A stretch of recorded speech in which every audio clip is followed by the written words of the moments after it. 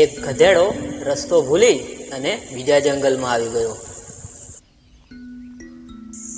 અરે વાહ, કેટલી સુંદર મજાની જગ્યા છે. મનમાં તો એવું થાય છે કે હું આ જંગલમાં જ રહી જાઉં. પણ આપણા જંગલની માટીની સુગંધ જ કંઈક અલગ હોય છે. ચાલો, કોઈ વાત નહીં, પણ સાંજ થયા પહેલા આ જંગલમાંથી બહાર નીકળવાનો રસ્તો શોધવો પડશે. અરે બાપ રે, કેટલું મોટું કંકાલ છે. શું ખબર કયા જાનવરનું હશે. જેનું પણ હોય, પણ તાજું લાગી રહ્યું છે. લાગે છે આજે સવારે જ આનો શિકાર કોઈ પ્રાણીએ કર્યો છે. એટલામાં જ ગધેડાને એક જોરથી દહાડ સંભળાઈ.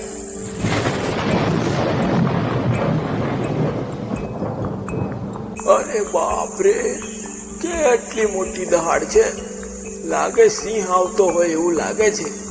જો સિંહ અહીં આવી ગયો તો આજે મારું ધ એન્ડ થઈ જશે.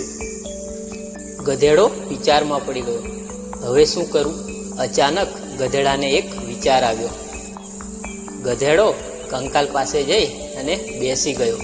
જેવો સિંહ નજીક આવ્યો એટલે ગધેડો જોર જોરથી કહેવા લાગ્યો, અરે વાહ ભાઈ વાહ, કેટલું ટેસ્ટી સિંહનું માંસ હતું. મજા આવી ગઈ. પણ એક સિંહથી મારું પેટ ના ભરાય. હજુ એકાદ સિંહ મળી જાય તો એનો શિકાર કરી એનું પણ ટેસ્ટી અને તાજું માંસ ખાઈશ. અને કદાચ 2-4 સિંહ મળે તો પણ હું એમને મારી અને રાખી મૂકીશ. એટલે મારું 2-3 દિવસનું ભોજન આરામથી થઈ જાય. આજે ઓછામાં ઓછા 2 સિંહ તો હું ખાઈને જ રહીશ. જ્યારે આ વાત સિંહે સાંભળી, સિંહને તો પરસેવો છૂટી ગયો. આ હું પહેલી વાર જોઈ રહ્યો છું માંસાહારી ગધેડો. પણ આ અમારા જંગલમાં ક્યાંથી આવી ગયો? આ તો ડાયરેક્ટ સિંહનું જ માંસ ખાય છે. અને એક સિંહથી તો એનું પેટ પણ નથી ભરાતું. એ 3 સિંહ ખાવાની વાત કરે છે. આ તો સારું થયું કે હું આ માંસાહારી ગધેડા સામે ન ગયો. જો ભૂલથી પણ એની નજર મારા પર પડતી તો આજે તો મારી ચિકન બિરયાની બનાવીને ખાઈ જ જતું. ગધેડો આટલો ખુકાર હોઈ શકે? હું તો મેં સપનામાં પણ નહોતું વિચાર્યું. લાગે છે આ કોઈ ચમત્કારી ગધેડો છે. ચોક્કસ આની પાસે કોઈ જાદુ શક્તિ હશે. હે દ્વારકાધીશ, આજે મને બચાવી લે આ સિંહ પક્ષી ગધેડાથી. આ બધી વાત શિયાળ છુપાઈને સાંભળતું હતું. બાપરે, ખબર નહીં કે કયા જંગલનો છે આ ગધેડો જે અમારા સિંહને મૂરખ બનાવે છે. પણ એક કામ કરું તો આ ગધેડાની સચ્ચાઈ સિંહ પાસે જઈને કહી દઉં તો પછી તો મહારાજ મારા પર ખુશ થઈ જશે. કદાચ એવું પણ બને કે ખુશ થઈ મને સેનાપતિ પણ બનાવી દે. અને પછી તો આખા જંગલમાં મારી અલગ જ ધાક હશે.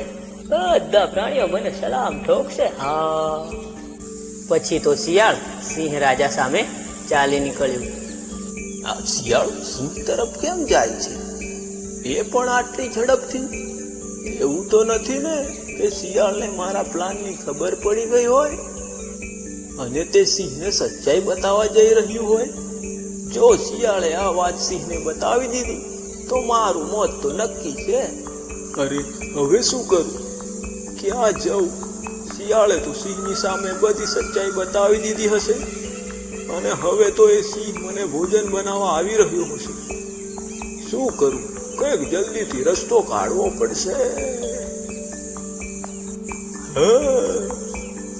આ વખતે હું એવું નાટક કરીશ કે સિંહ ઊભી પૂંછડીએ ભાગશે.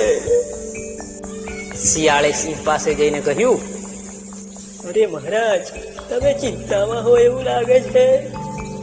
લાગે છે કોઈ મોટી મુસીબતનો સામનો કરીને આવ્યા છો. એટલે જ હું તમારી પાસે મુસીબતને દૂર કરવા આવ્યો છું. શિયાળ, તારું કહેવાનો મતલબ શું છે?